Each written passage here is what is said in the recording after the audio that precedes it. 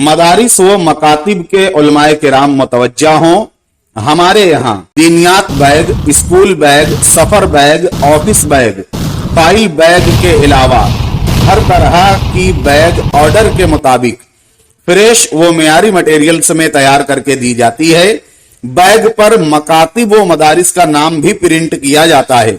Salman bag centre, हमारा पता है गुलशेर नगर, गली नंबर 1, घर नंबर 1819, मालेगांव, जिला नासिक, महाराष्ट्र। ऑर्डर के लिए राब्ता करें सलमान भाई बैग वाले। मोबाइल नंबर है 93 70 70 62 74।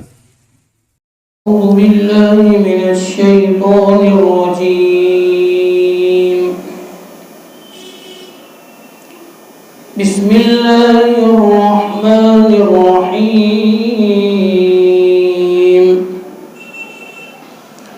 وَإِنَّكَ لَتَدْعُوهُمْ إِلَى صِرَاطٍ مُسْتَقِيمٍ وَإِنَّ الَّذِينَ لَا يُؤْمِنُونَ بِالْآخِرَةِ عَنِ الصِّرَاطِ لَنَاكِبُونَ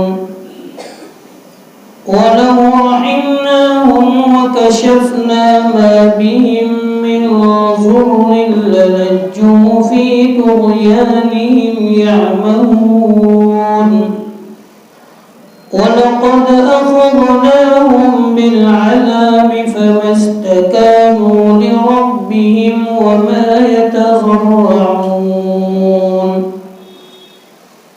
حَتَّى إِذَا فَتَحْنَا عَلَيْهِمْ بَابًا ذَا عَذَابٍ شَدِيدٍ حَتَّى إِذَا فَتَحْنَا عَلَيْهِمْ بَابًا ذَا عَذَابٍ شَدِيدٍ إِذَا هُمْ فِيهِ مُبْلِسُونَ صدق الله العظيم وصدق رسوله النبي الكريم سبحانك لا علم لنا إلا ما علمتنا إنك أنت العليم الحكيم رب اشرح لي صدري ويسر لي أمري واحلل عقدة من لساني يفقهوا قولي۔ پناہ مانگتا ہوں میں اللہ تعالیٰ کی شیطان و مردود سے، شروع کرتا ہوں اللہ کے نام سے جو بڑا مہربان اور نہایت رحم کرنے والا ہے۔ اور اے نبی جی، آپ تو ان کو سیدھے راستے کی طرف بلا رہے ہیں، اور ان لوگوں کو جو آخرت پر ایمان نہیں رکھتے یہ حالت ہے کہ اس سیدھے راستے سے ہٹ جاتے ہیں، اور اگر ہم ان پر مہربانی فرمائیں اور ان پر جو تکلیف آئی ہوئی ہے اس کو اگر ہم دور بھی کر دیں تو وہ لوگ پھر اپنی گمراہی میں بھٹکتے ہوئے اپنے گناہ پر اصرار کرتے رہیں گے، اور ہم نے ان کو گرفتار عذاب بھی کیا ہے۔ سو ان لوگوں نے نہ اپنے رب کے سامنے عاجزی اختیار کی، یہاں تک کہ ہم جب ان پر سخت و عذاب کا دروازہ کھول دیں گے تو اس وقت وہ حیرت زدہ رہ جائیں گے۔ سورہ مومنون کی یہ چند آیات ہیں جس کی تلاوت ترجمہ آپ لوگوں کے سامنے کیا گیا۔ ان آیات کا تعلق پچھلی آیات سے ہے۔ پچھلے درس قرآن میں ہم نے سنا کہ سرکار دو عالم جناب نبی کریم صلی اللہ علیہ وآلہ وسلم نے جب اسلام کی تعلیمات کو اور مذہب اسلام کی دعوت کو لوگوں پر پیش کیا، بالخصوص کفار اور مشرکین مکہ پر، تو ان لوگوں نے آپ کی دعوت قبول کرنے کی بجائے آپ کی ذات میں بے شمار نقوص اور عیوب کو جو ہے منتخب کرنا شروع کیا۔ بعض کفار اور مشرکین نے کہا کہ نعوذ باللہ یہ کاہن اور جادوگر ہے، اور بعض نے کہا کہ یہ مال کے حریص اور لالچی ہیں، اس لیے یہ کام لے کر کے آئے ہیں تاکہ لوگ ان کے ہاتھ پر ایمان قبول کریں، لوگ ان کے گرویدہ بن جائیں، تاکہ یہ جب لوگ ان سے قریب ہوں تو پھر یہ لوگوں سے مال وصول کریں۔ چنانچہ پچھلے درس قرآن میں اس پر تشریح اور تفصیل بیان کی گئی تھی کہ سرکار دو عالم جناب رسول اللہ صلی اللہ علیہ وسلم کو جن لوگوں نے کاہن جادوگر کہا تھا، تو اس وقت کا ایک بڑا عامل جس کا نام زمات تھا، اس نے آ کر کے آپ کا امتحان لیا، تو اس نے بھی آپ کی صداقت اور امانت کا اقرار کیا۔ یہ بات اور واقعہ بیان کیا گیا تھا۔ تو وہ ایک ماہر اور مشہور اور معروف عامل نے جب اس بات پر مہر ثبت کر دی کہ یقیناً یہ سچے نبی ہے، اور جن لوگوں نے آپ کو مالدار بننے کا شوقی کہا تھا، تو آپ لوگوں نے پچھلے درس قرآن میں سنا کہ سرکار دو عالم جناب رسول اللہ صلی اللہ علیہ وسلم کا مزاج مال کو جمع کرنے کا کبھی بھی نہیں رہا، بلکہ آپ کے بعد جو کچھ آیا غرباء پر، مساکین اور فقراء پر آپ نے تقسیم کیا، اس کی بھی مثالیں بیان کی گئی تھی۔ تو یہ تمام تر باتیں ہو جانے کے بعد اب انسان کی عقل یہ کہتی ہے، سمجھدار آدمی بات کو سمجھ لیتا ہے کہ یقیناً مذہب اسلام کوئی مذہب ہے، اس کی حقانیت قبول کرنے جیسی ہے، لیکن انہوں نے اس کا انکار کیا۔ تو قرآن مجید فرماتا ہے وَإِنَّكَ لَتَدْعُوهُمْ إِلَى صِرَاطٍ مُسْتَقِيمٍ۔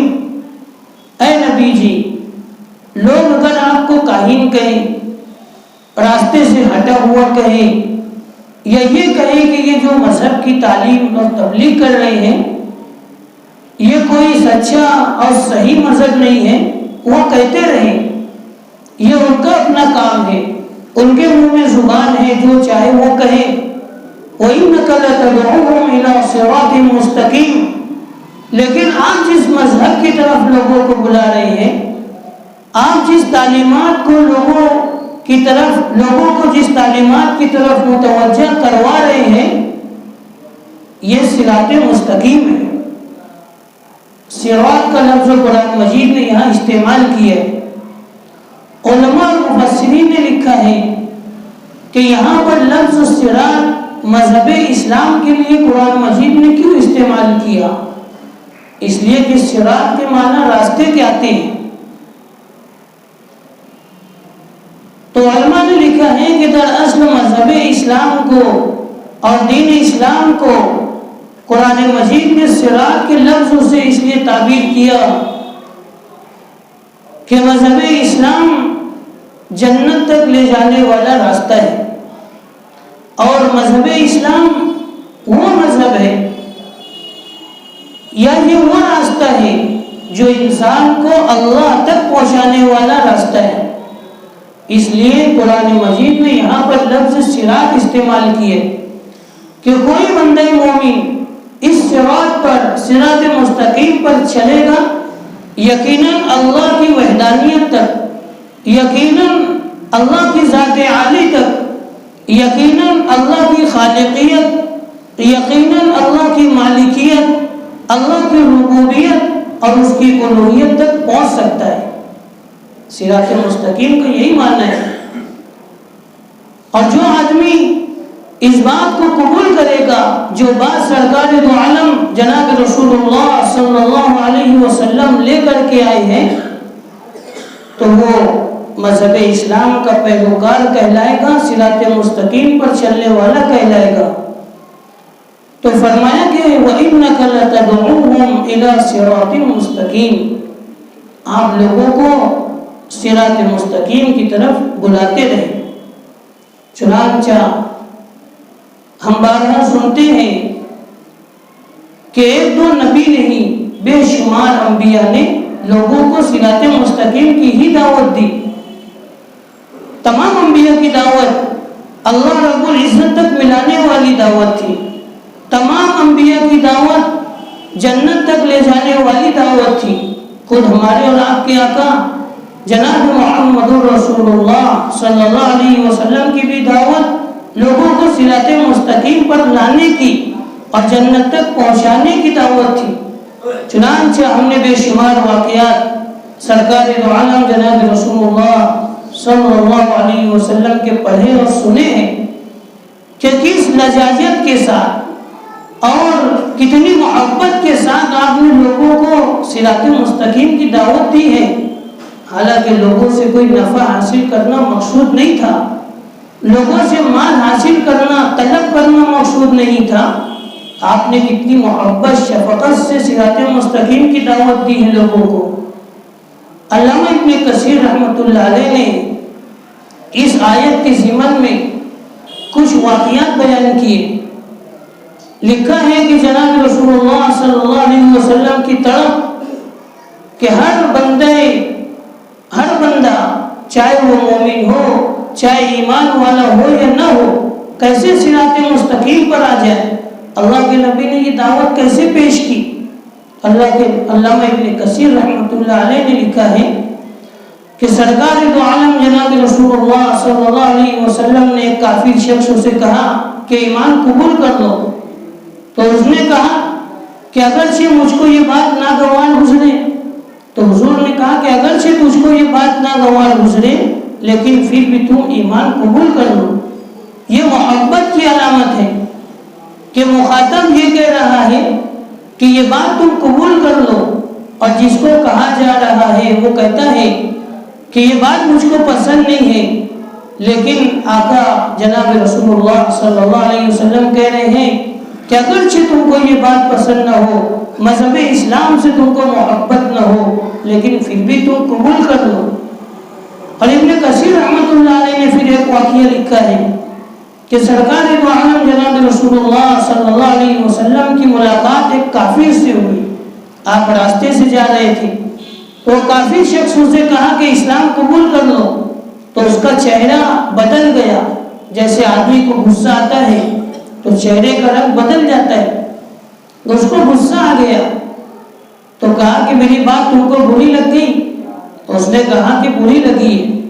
تو سرکار دو عالم جناب رسول اللہ صلی اللہ علیہ وسلم نے فرمایا کہ دیکھو ذرا تصور کرو تم کسی ایسے راستے سے گزر رہے ہو جو پر خطر راستہ ہو, خطرناک راستہ ہو, جنگلاتی علاقہ ہو, اور یہ بات یقیناً طے شدہ ہو کہ یہ خطرناک راستے پر کوئی نہ کوئی تم پر حملہ کر دے گا, اس راستے پر تم کو کوئی دقت پیش آئے گی. چنانچہ کوئی شخص تمہارے سامنے اچانک آ جائے اور وہ تم سے کہے کہ میں تمہیں اس سے بہتر وسیع اور اچھے راستے کی طرف لے جانا چاہتا ہوں, یا اس سے بہتر اور اچھا راستہ بتلاتا ہوں, اور تم اس شخص کی حالات سے, اس کی صداقت اور امانت سے, اور اس کے صدق و صفا سے, اور اس کے خاندان سے تم واقف ہو, تو کیا تم اس کی بات قبول کرو گے یا نہیں کرو گے؟ تو وہ کافر نے کہا کہ میں اس کی بات قبول کروں گا. تو حضور نے فرمایا کہ جس راستے پر تم چل رہے ہو اس دنیا میں یہ وہی خطرناک راستہ ہے جو مسافر کو پر خطر معلوم ہوتا ہے. مسافر کے لیے اس کی جان گنوانے والا راستہ ہے. یعنی کفر اور شرک کو لے کر کے جو آدمی اس دنیا میں چل رہا ہے اس کی مثال اسی مسافر کی طرح ہے جس کی جان, جس کا مال اور جس کا بدن محفوظ نہیں ہے. ایسے پر خطر راستے سے کوئی آدمی چلے, سفر کرے, تو اسی کی طرح ایک کافر اور مشرک ہے جو اس دنیا میں کفر اور شرک کو لے کر چل رہا ہے. تو حضور نے فرمایا کہ پھر بھی کہا کہ ایمان قبول کر لو. تو یہ محبت حضور کی تھی کہ ہر ایک کو سمجھایا کرتے تھے. مسند احمد میں ایک واقعہ حضور کا تحریر ہے. اس واقعے کو بھی علامہ ابن کثیر رحمۃ اللہ علیہ نے اپنی تفسیر میں لکھا ہے کہ اللہ کے نبی صلی اللہ علیہ وسلم آرام فرما رہے تھے تو دو فرشتے آئے اور ایک فرشتہ آپ کی دائیں جانب بیٹھ گیا اور دوسرا فرشتہ آپ کی بائیں جانب بیٹھا. تو پہلے فرشتے نے دوسرے سے کہا کہ ان کی اور ان کی امت کی مثال بیان کرو. چنانچہ وہ دوسرے فرشتے نے کہا کہ ان کی مثال ایسی ہے، ان کی امت کی مثال ایسی ہے کہ کوئی قافلہ جنگلاتی علاقے میں سفر کر رہا ہو اور جنگل اور بیابان میں ان کے پاس جو کچھ ساز و سامان تھا ختم ہو گیا ہو، کوئی توشہ اور کھانے کا کوئی انتظام ان کے پاس موجود نہ ہو. چنانچہ ایسا قافلہ مسافروں کا جب ایسے علاقے میں چلے کہ جہاں پر کھانے کا بھی انتظام نہیں ہو سکتا اور جو کچھ ان کے پاس تھا وہ ختم ہو گیا اور وہ اتنے کمزور ہو گئے کہ اب ایک قدم آگے بھی نہیں بڑھ سکتے تھے اور ایک قدم پیچھے بھی نہیں ہٹ سکتے تھے. چنانچہ وہ قافلے والوں نے دیکھا کہ اچانک ایک آدمی ان کے سامنے نمودار ہوا جو چہرے سے بڑا شریف معلوم ہو رہا تھا اور اس کے بدن پر عمدہ لباس تھا. تو وہ قافلے والوں کے پاس آیا اور آ کر کے اس نے کہا کہ آپ کس مصیبت میں گرفتار ہو. تو قافلے والے تو بے چین تھے، انہوں نے رو کر کے اپنا حال سنایا. تو وہ شخص نے کہا جو اچانک ان کے پاس آیا تھا کہ چلو میں تمہیں لے کر کے ایک وادی کی طرف چلتا ہوں اور ایسے حوض پر پہنچاتا ہوں جہاں پر نہریں جاری ہیں اور ایسے پھلوں سے لدے ہوئے باغیچے کی طرف لے جاتا ہوں جہاں کے باغ کے اندر پھل لگے ہوئے ہیں. چنانچہ وہ قافلے والوں نے اس اجنبی شخص کی بات کو مان لیا اور اس کے ساتھ ہو گئے. چند ہی دور قدم چلنے کے بعد اس شخص نے انہیں اس مقام پر پہنچا دیا جہاں پر یہ سب کچھ موجود تھا. تو وہ قافلے والوں نے سیراب ہو کر کے کھایا اور چند دن وہاں قیام بھی کیا اور ان پھلوں کو کھانے کے بعد وہ موٹے تازے ہو گئے، فربا ہو گئے. تو وہ شخص نے کہا جو اجنبی تھا کہ دیکھو تم مصیبت میں گرفتار تھے، میں نے تم سے کہا کہ چند قدم میرے ساتھ چلو، ایسے مقام پر تمہیں لے جاؤں گا جہاں پر تم سیراب ہو جاؤ گے، تو تم نے میری بات کو مانا تھا. اب میں یہ چاہتا ہوں کہ تم میرے ساتھ چلو، میری اتباع اور پیروی کرو تاکہ میں تمہیں اس سے بھی اعلیٰ درجات تک پہنچاؤں اور ایسے مقام پر لے کر کے جاؤں جہاں پر اس سے عمدہ اور اعلیٰ پھل موجود ہو اور ایسے حوض پر لے جاؤں جہاں کی نہریں اس سے دگنی ہو. چنانچہ تم میں کی ایک جماعت نے ان کی دعوت کو قبول کیا اور دوسری جماعت نے اس دعوت کا انکار کر دیا. تو یہ مثال ہے حضور کی اور اس امت کی کہ یہ امت جو توشے سے خالی تھی، جس کے پاس ذات راہ کچھ نہ تھا. اگر انبیاء علیہ السلام کا یہ مبارک سلسلہ نہ ہوتا تو یہ بات 100% یقینی ہے کہ کوئی نہیں بتا سکتا تھا کہ اللہ کے حضور جانے کے لیے کن اعمال کا ہونا شرط ہے. تو انبیاء علیہ السلام میں خصوصاً ہمارے اور آپ کے آقا جناب رسول اللہ صلی اللہ علیہ وسلم نے ہم بھٹکے ہوئے انسانوں کو جن کے پاس ذات راہ نہ تھا، جن کے پاس زندگی گزارنے کے کوئی تہذیب، تمدن اور ثقافت اور کلچر موجود نہیں تھا، اللہ کے نبی نے ہم کو شریعت لا کر کے سمجھایا اور بتلایا. تو فرشتوں نے یہ جو مثال قائم کی ہے اللہ کے نبی کی اور اس امت کی، وہ اس پر منطبق ہوتی ہے اور صادق آتی ہے کہ اللہ کے نبی نے یہ تمام امت کے لوگوں کو جو ہے ذات راہ اور توشہ کس طریقے سے آدمی کو سب اپنے ساتھ لینا چاہیے یہ سمجھایا ہے. اسی لیے ابو یعلا موصلی نے یہ بات بھی روایت کی ہے کہ اللہ کے نبی صلی اللہ علیہ وسلم فرماتے ہیں کہ میری مثال تو اس ہمدرد کی ہے، اس مشفق اور مربی کی ہے کہ میں تمہاری کولیاں بھر بھر کے اور تمہاری کمر کو پکڑ پکڑ کر کے جہنم سے روکتا ہوں تاکہ تم جنت میں جاؤ، لیکن تم پروانوں کی طرح اور برساتی کیڑوں کی طرح میرے ہاتھ سے چھوٹ کر کے بھاگ جاتے ہو اور جہنم میں گر جاتے ہو۔ تو یہ انسان کو انبیاء علیہ السلام نے آ کر کے اپنی دعوت کے ذریعے سمجھایا تھا، اسی کا تذکرہ ہے کہ وَإِنَّكَ لَتَدْعُوهُمْ إِلَى صِرَاطٍ مُسْتَقِيمٍ۔ چنانچہ یہاں پر لفظ تدعوہم آیا ہے جس کا معنی بلانے کے آتا ہے۔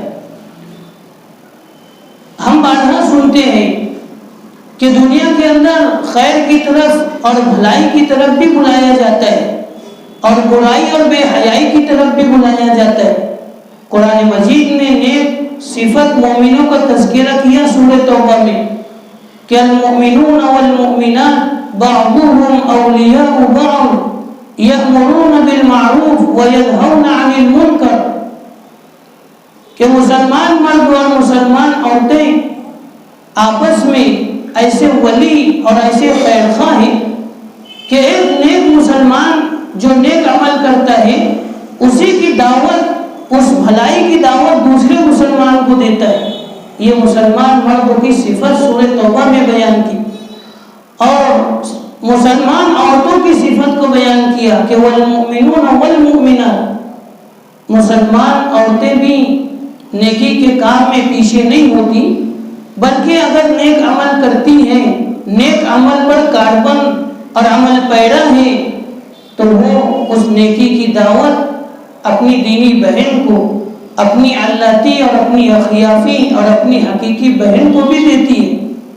یہ اللہ نے مومن کے اندر صفت رکھی ہے، اس لیے کہ انبیاء علیہ السلام کو حکم دیا وَإِنَّكَ لَتَدْعُوهُمْ إِلَى صِرَاطٍ مُسْتَقِيمٍ کا، تو یہ ایمان کی رمق اور چنگاری ہر مومن کے دل میں اللہ نے رکھی ہے، وہ دعوت دیتا ہے بھلائی کی۔ اور اس کے برخلاف والمنافقون والمنافقات یأمرون بالمنکر وینہون عن المعروف، جو منافق ہوتے ہیں ایمان کی رمق اور چنگاری بھی ان کے دلوں میں نہیں ہوتی، فرمایا کہ ایسی جماعت ہر وقت گناہ کی برائی کی دعوت دیتی ہے۔ یہی وجہ ہے کہ باطل طاقتیں صاحب ایمان نہیں ہوتی۔ مغربی ممالک میں جن لوگوں کو برائی، جو لوگ خود برائی کرتے ہیں اور لوگوں کو برائی کی دعوت دیتے ہیں، اس کی طرف بلاتے ہیں، ہم ان کا جائزہ لیں، ایمان سے محروم ہوتے ہیں۔ تو یہ ان کی اپنی عادت اور فطرت ہے کہ یہ برا عمل خود بھی کرتے ہیں، لوگوں کو اس کی دعوت بھی دیتے ہیں اور اس کی طرف لوگوں کو مدعو کرتے ہیں، بلاتے ہیں۔ تو اللہ رب العزت نے انبیاء علیہ السلام کے ذریعے یہ دعوت دی ہے صراط مستقیم کی۔ آگے کہا وَإِنَّ الَّذِينَ لَا يُؤْمِنُونَ بِالْآخِرَةِ عَنِ الصِّرَاطِ لَنَاكِبُونَ، کہ یہ دعوت تو دی گئی، سمجھایا گیا، لا یؤمنون بالآخرۃ عن الصراط لناکبون، لیکن ہر ایک کو بات سمجھ میں آ جائے ایسا نہیں ہو سکتا، ہر ایک جنت میں چلا جائے ایسا بھی نہیں ہو سکتا۔ تو لا یؤمنون بالآخرۃ عن الصراط لناکبون، مستقیم سے ہٹے ہوئے ہوں گے، لناکبون۔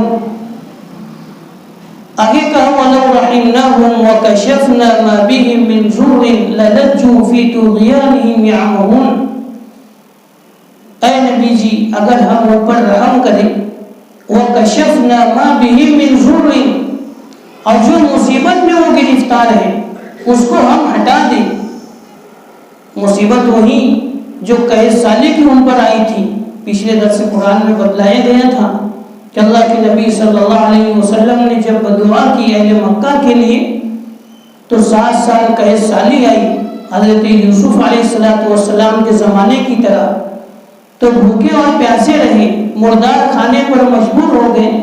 تو اسی کا تذکرہ ہے کہ اگر ہم اس قحط سالی کو ان سے دور کر دیں، وَلَوْ رَحِمْنَاهُمْ، ان پر رحم کریں، وَكَشَفْنَا، کھول دے، ہٹا دے، مَا بِهِمْ، من ضر، جو ذرا تکلیف ان کو پہنچی ہے، للجوا فی طغیانہم یعمہون، تو یہ تکلیف کے دفع ہو جانے کے بعد بھی سرکشی میں بڑھتے ہی رہیں گے۔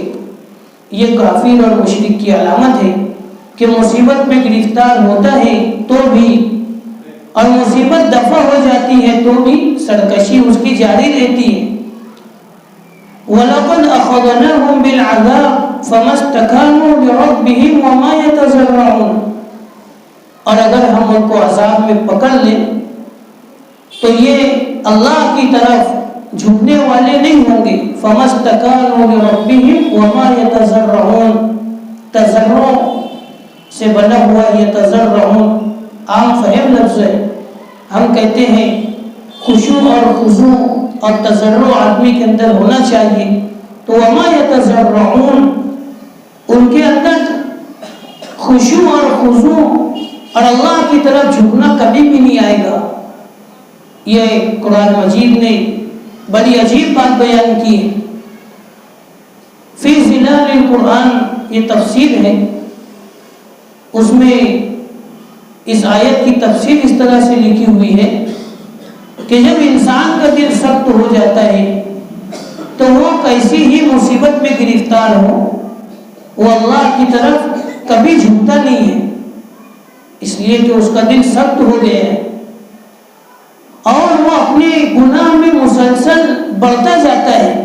اللہ رب العزت کی طرف خشیت اور اللہ رب العزت کی طرف جھکاؤ اس کے دل میں پیدا نہیں ہوتا۔ اور یہی حال کفار مکہ کا تھا کہ جب قحط سالی 7 سال کی ان پر منڈلا رہی تھی اور یہ بھوکے پیاسے ہو گئے تھے، اور یہ بھوک جو قتل سے زیادہ بڑا گناہ ہے، جرم ہے، چنانچہ اس میں جب ان کو گرفتار کیا گیا تو یہ ہونا تو یہ چاہیے تھا کہ ان کا تضرع اور بڑھتا، اللہ کی طرف جھکاؤ اور زیادہ ہوتا، لیکن ان کے دل کی سختی تھی۔ تو یہ اہل مکہ اس صفت کے عادی نہیں بنے، اور سرکار دو عالم جناب رسول اللہ صلی اللہ علیہ وسلم کے پاس آ کر کے تو توبہ کرنا چاہیے تھا، لیکن اس سے یہ دور بھاگے۔ تو اسی کا تذکرہ ہے کہ دل ان کے سخت ہو گئے تھے، اور اس کے برخلاف کوئی مومن اور کوئی مسلمان صاحب ایمان جس کا دل اللہ نے نرم بنایا ہے، اس پر کوئی مصیبت آفت آ جاتی ہے تو اللہ کی طرف جھکتا ہے، آہوزاری کرتا ہے، تضرع اور خشوع اور اپنے عبادت میں خضوع پیدا کرتا ہے۔ علامہ ابن کثیر رحمۃ اللہ علیہ نے لکھا ہے اس آیت کی تفسیر میں ایک واقعہ وہب ابن منبہ رحمۃ اللہ علیہ کا۔ وہب ابن منبہ رحمۃ اللہ علیہ بڑے مشہور اور معروف جلیل القدر تابعی ہے، صحابہ سے ان کی ملاقات ہوئی ہے۔ تو وہب ابن منبہ رحمۃ اللہ علیہ کے متعلق انہوں نے لکھا ہے کہ اللہ کے نیک بندے کیسے ہوتے ہیں، جب مصیبت میں گرفتار ہوتے ہیں تو اللہ کی طرف ان کا جھکاؤ کیسے بڑھتا ہے، یا عبادت کے اندر انہماک کیسے ہو جاتی ہے۔ تو وہاں بھی ابن منبہ رحمۃ اللہ علیہ کے بارے میں لکھا ہے کہ دشمنوں نے ان کو جیل کی سلاخوں کے پیچھے ڈال دیا، گرفتار کر دیا وہاں بھی ابن منبہ کو۔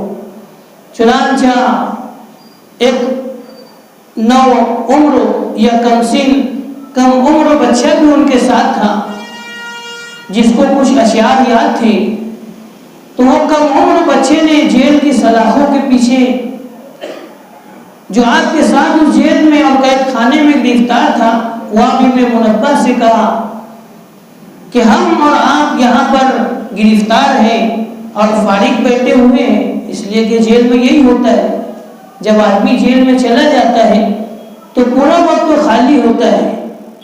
چنانچہ وہ کم عمر بچے نے کہا کہ مجھ کو کچھ اشعار یاد ہے، میں تمہیں سناتا ہوں تاکہ آپ کا بھی دل بہل جائے اور میں بھی جو ہے آپ کو سنا کر کے خوش ہو جاؤں۔ شاعروں کا یہی ہوتا ہے کہ مشاعرہ کر کے اپنے اشعار کو لوگوں کے سامنے سناتے ہیں تو سامعین بھی سن کر کے مدح سرائی کرتے ہیں، اور شاعر اپنے اشعار کو پڑھ کر کے خوش ہوتا ہے۔ اور اگر اس کو شاباشی نہ دی جائے تو ہم دیکھتے ہیں کہ شاعر کو غصہ آ جاتا ہے، وہ اپنی زبان سے کہتا ہے کہ اس پر تھوڑا آپ ہنس دیں یا مدح سراہی کر دیں تو بہتر ہوگا۔ تو چنانچہ اس بچے نے بھی کہا کہ اگر آپ میری باتوں کو سنیں تو آپ کا بھی دل بہل جائے گا اور ہمارا وقت تو کٹ جائے گا۔ اور وہاں بھی ابن منبر رحمۃ اللہ علیہ نے کہا کہ بیٹا ہم ایک مصیبت میں گرفتار ہیں، اور کہا کہ کیا تم نے قرآن مجید کی آیت نہیں پڑھا وَلَقَدْ أَخَذْنَاهُمْ بِالْعَذَابِ فَمَا اسْتَكَانُوا لِرَبِّهِمْ وَمَا يَتَضَرَّعُونَ۔ اللہ رب العزت نے ایسے لوگوں کو برا کہا ہے جو مصیبت میں گرفتار ہو، جو کسی پریشانی میں گرفتار ہو اور اس کے باوجود اللہ کو یاد نہ کرتے ہو۔ اللہ رب العزت نے ایسے لوگوں کو برا کہا ہے قرآن مجید میں، اس لیے ہم مصیبت میں گرفتار ہیں، دشمن نے ہم کو جیل کی سلاخوں کے پیچھے ڈال دیا ہے، اور تم کہہ رہے ہو کہ اشعار سنو، یہ میں نہیں کر سکتا۔ یہ کہہ کر کے اس بچے کو روانہ کر دیا۔ اور پھر علامہ ابن کثیر رحمۃ اللہ علیہ نے مزید لکھا ہے کہ وہاں ابن منبہ رحمۃ اللہ علیہ نے 3 روزے رکھے، لیکن وہ روزے ایسے نہیں تھے جو ہم رکھا کرتے کہ ہم صبح صادق کے بعد سے جو بھوکے ہوتے ہیں تو غروب آفتاب کے وقت تو ہم روزہ افطار کر لیتے ہیں، روزہ کھول لیتے ہیں، لیکن وہاں ابن منبہ نے غروب آفتاب کے وقت تو کوئی افطار نہیں کیا، 3 روز آپ نے بغیر افطار کے روزہ رکھا۔ مطلب یہ ہے کہ آپ 3 روز مسلسل بھوکے رہے۔ تو لوگوں نے جو آپ کے ساتھ جیل میں گرفتار سے تھے انہوں نے پوچھا کہ حضرت یہ کوئی نیا دین ہے کیا، یہ کوئی نئی شریعت ہے کیا، یہ کوئی نیا اللہ کا حکم ہے کیا جس پر آپ عمل کر رہے ہو؟ تو وہاں بھی ابن منبہ رحمۃ اللہ علیہ نے کہا کہ یہ نہ کوئی نیا دین ہے، نہ یہ کوئی نئی شریعت ہے، نہ یہ اللہ کا کوئی نیا حکم ہے، بلکہ روزہ تو ویسا ہی رکھا جائے گا، لیکن فرمایا کہ دشمن نے ہمارے ساتھ نیا معاملہ کیا، اس لیے ہم نے اللہ کے حکم کو نیا کر دیا۔ بات سمجھ میں نہیں آئی؟ کہا کہ دشمن نے ہم کو جیل کی سلاخوں کے پیچھے ڈال دیا، اس لیے ہم نے اپنی عبادت میں کثرت اور انہماک بڑھا دیا، اور اللہ کی طرف جھکنا، آوازاری، تضرع، خشوع اور اللہ کا ڈر اپنے اندر لا کر کے عبادت میں انہماک مزید سے مزید کر دیا۔ تو یہ وہاں ابن منبہ نے کہا کہ تمہارے اشعار سننے کی مجھ کو کوئی حاجت ضرورت نہیں ہے، بلکہ میں تو اللہ کی عبادت میں انہماک کروں گا، اللہ سے قرب حاصل کرنے میں جو کچھ ہو سکے وہ کروں گا، اور وہی کچھ وہاں ابن منبہ نے کیا۔ حتی اذا فتحنا علیہم بابا ذا عذاب شدید اذا هم فیہ مبلسون۔ کہا کہ جب ہم ان پر عذاب کے دروازے کھول دیں گے تو وہ حیرت میں پڑ جائیں گے۔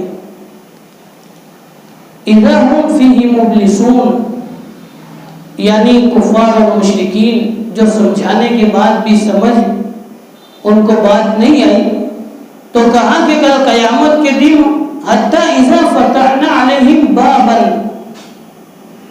باب کہتے ہیں دروازے کو، ہم دیکھتے ہیں لکھا ہوا ہوتا ہے باب عمر، باب عبدالعزیز، تو باب کا مطلب دروازے کے ہوتا ہے۔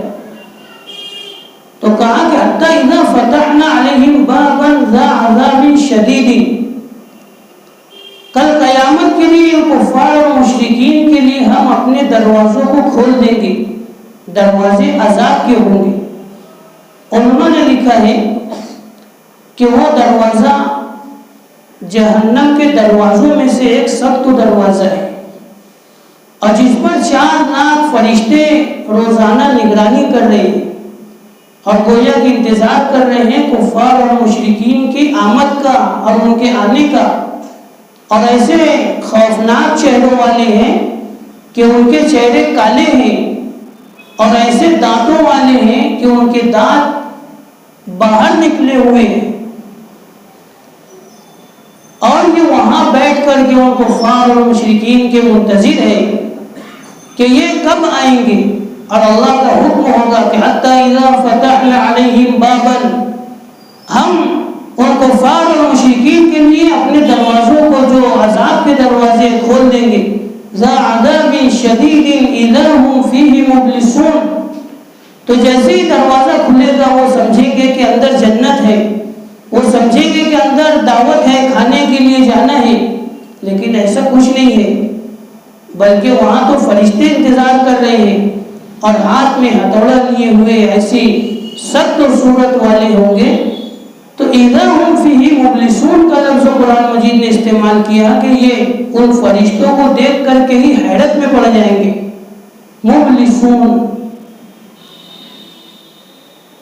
اور لکھا ہوا ہے تفسیر فی ظلال القرآن میں کہ اتنی حیرت ان کو ہوگی ان فرشتوں کو دیکھ کر کے کہ یہ سمجھیں گے کہ کبھی خوشی کا تصور ان کو محسوس ہی نہیں ہوا.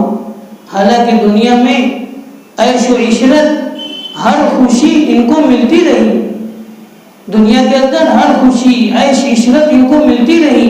ایک کافر اور مشرک, ایک کافر اور مومن تو اس دنیا کو قید خانہ سمجھ کر کے کم مال پر, کم اولاد پر قناعت کرتے ہوئے زندگی گزار کر کے اس دنیا سے چلا گیا. لیکن ایک کافر اور مشرک ہائے دنیا کرتا ہوا اپنے مال کو جمع کرتا رہا اور سود اور بیاج جیسی رقموں کو جمع کر کے عالیشان بنگلہ اپنے بنگلہ کو, اور کہنا چاہیے کہ ہر نعمت کو اس نے جمع کرنے کی کوشش کی. تو ہر خوشی ان کو دنیا میں محسوس ہوئی. لیکن فرمایا کہ اذا هم فیہ مبلسون, جیسے ہی وہ وہاں پہنچیں گے تو ایسے ہو جائیں گے جیسا کہ کبھی ان کو خوشی محسوس ہی نہیں ہوئی. جیسے ایک آدمی بیمار ہو اور بستر پر لیٹا ہوا ہو اور پھر عید کا تہوار آئے کہ بقرعید کا تہوار, اس کو خوشی کیا چیز ہے معلوم نہیں. تو یہی حال ہوگا ان کا ان فرشتوں کو دیکھ کر کے اذا هم فیہ مبلسون, حیرت میں پڑ جائیں گے اور ایسا سمجھیں گے کہ خوشی کبھی ان کو چھو کر کے بھی نہیں گزری. اذا هم فیہ مبلسون. اللہ رب العزت ہم تمام کو ایمان پر تعمر باقی رکھے, اس لیے کہ بڑی عظیم الشان نعمت اللہ نے ہمیں دی. ہم اس کا اندازہ اس وقت تو لگا سکتے ہیں, یا ان باتوں کو سن کر کے ہم لگا سکتے ہیں کہ کیسا سخت و عذاب اور اللہ کے کیسے سخت فرشتے ان کفار اور مشرکین کے منتظر ہیں. اللہ رب العزت نے ہمیں ایمان دیا ہے, سلامتی ہے ایمان کی اور ایمان پر ثابت قدمی کی. اللہ سے ہر وقت دعا مانگتے رہنا چاہیے. اللہ رب العزت کہنے سننے سے زیادہ عمل کی توفیق عطا فرمائے. درود شریف پڑھیں. شہر بہر میں کئی اموات ہوئی ہیں. ہمارے ماسٹر علی سنجم صاحب جو ناظم مشاعرہ رہے اور بھی دینی پروگرام میں ان کی خدمت رہی, ان کا انتقال ہوا. ماسٹر علی سنجم صاحب ان کی مغفرت کے لیے دعا کریں. اور ہمارے ایک صاحب نے کہا ان کی نانی کا انتقال ہوا, ان کی مغفرت کے لیے دعا کریں. اسی طرح ہمارے اپنے شہر میں 12 ستمبر کو غالباً ناموس رسالت پر جو واقعہ پیش آیا اور آج بھی ہمارے بے گناہ لوگ جیل کی سلاخوں کے پیچھے جمع ہے, گرفتار ہیں, ان کی رہائی کے لیے دعا کریں. بسم اللہ الرحمن الرحیم. درود شریف پڑھیں. جزا اللہ عنا محمدا صلی اللہ علیہ وسلم ما هو اهله. یا رب لك الحمد كما ينبغي لجلال وجهك وعظيم سلطانك. الحمد لله رب العالمين والعاقبة للمتقين والصلاة والسلام على أشرف الأنبياء والمرسلين محمد وآله وصحبه أجمعين ومن تبعهم بإحسان إلى يوم الدين. اے اللہ ہمارے گناہوں کو معاف فرما, ہمارے عیبوں کی پردہ پوشی فرما. اے اللہ آپ نے ایمان جیسی عظیم و شان نعمت ہمیں دی ہے. اے اللہ مرتے دم تک اس پر ثابت قدمی عطا فرما. پیارے اللہ آپ نے صراط مستقیم جیسا پیارا راستہ ہمیں دیا. انبیاء علیہ السلام نے لوگوں کو اسی راستے کی تبلیغ کی, لوگوں کو اسی راستے پر لانے کی محنت کی. پیارے اللہ آپ نے ہم پر رحم فرمایا. ہمارا کوئی کمال نہیں ہے. اے اللہ آپ نے ہمیں صراط مستقیم پر ڈالا ہے. قیامت تک تا عمر ہمیں صراط مستقیم پر گامزن فرما.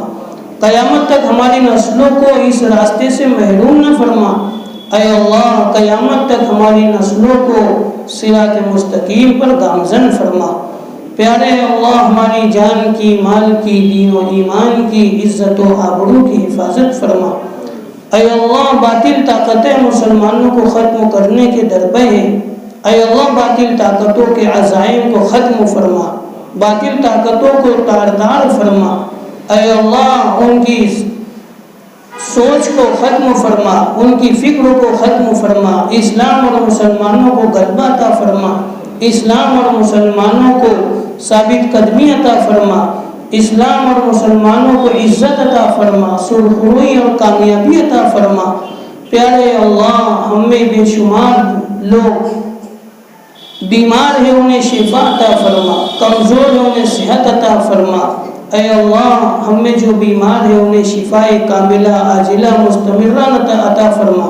اے اللہ ہمیں بے شمار بھائی اس دنیا سے جا چکے، اے اللہ آج کے مبارک دن ماسٹر علی سنجم صاحب کا انتقال ہوا، ان کی مغفرت فرما۔ اے اللہ ان کے درجات کو بلند فرما۔ اے اللہ بڑے محسن اور بڑے نیک آدمی تھے، مسجد اور مدرسے کے کاموں میں تعاون کرنے والے تھے۔ اے اللہ ان کی نیکیوں کو قبول فرما، ان کی مغفرت کا ذریعہ بنا، ان کے درجات کو بلند فرما۔ سرکار دو عالم جناب رسول اللہ صلی اللہ علیہ وسلم کی ناموس رسالت کے لیے اے اللہ ہمارے شہر میں چند بھائیوں نے جو کام کیا، اے اللہ جس کی وجہ سے بہت سے ہمارے بے گناہ بھائی جیل کی سلاخوں کے پیچھے گرفتار ہیں، اے اللہ ان کی رہائی کے فیصلے فرما، ان کے اہل خانہ کو صبر جمیل عطا فرما۔ اے اللہ ان کے اہل خانہ کی مدد، اعانت اور نصرت فرما۔ اے اللہ ہمارے بیماروں کو شفا عطا فرما۔ اے اللہ ہمارے ہاتھوں کو سخاوت عطا فرما، ہمارے پیروں کو ثابت قدمی عطا فرما، ہماری آنکھوں کو حیا عطا فرما۔ جناب رسول اللہ صلی اللہ علیہ وسلم نے جتنی خیر کی دعائیں مانگی ہیں ان میں ہمارا حصہ عطا فرما، اور جن شرور اور فتن سے پناہ چاہیے ہم تمام کو محفوظ فرما۔ اے اللہ جتنے بھائی اس درس قرآن کی بابرکت مجلس میں شریک ہوئے، ہر ایک کے مقصد کو کامیاب فرما، ہر ایک کو اپنے مقصد میں کامیابی عطا فرما۔ اے اللہ سرکار دو عالم جناب رسول اللہ صلی اللہ علیہ وسلم کے صدقہ طفیل ہماری اس دعا کو قبول فرما۔ ان اللہ وملائکتہ یصلون علی النبی یا ایھا الذین آمنوا صلوا علیہ وسلموا تسلیما۔ اللهم صل على سيدنا محمد صلاة دائمة بدوام ملك الله صلى الله على النبي الكريم برحمتك يا أرحم الراحمين۔